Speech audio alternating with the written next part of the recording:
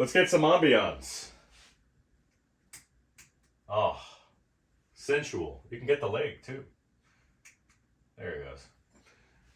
That thing literally gets hot, like temperature-wise. Let's not get crazy.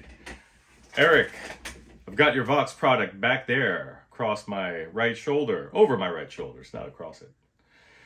And you were surfing YouTube. You were getting freaky on the gear page. You might have been at amprepair.com or some other type of website. And you found yourself curious about the JMI mods. We should probably call them the Lyle or Brad mods because those guys have been doing it for ages. And in a sense, they kind of pioneered that for these reissues. So I have the parts on hand, and you did send me back to the house with your amp and a 9-pound box containing some mercury magnetics iron. Super cool. So I'll get that going for you.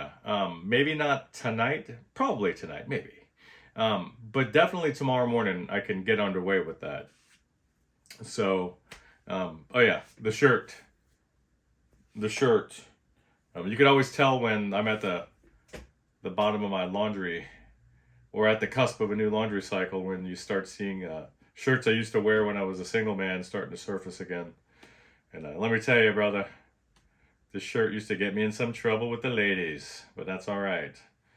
So, update soon on your Vox. Can't wait to get in there and see what's going on. I haven't played one of these in a long time, but even stock, I kind of liked it.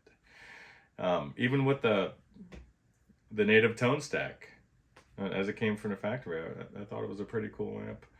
But guys that are more Vox aficionados, guys that are after a particular tone, totally get it. Totally get it. So we'll get that going for you. Hope this finds you and yours well. Bye.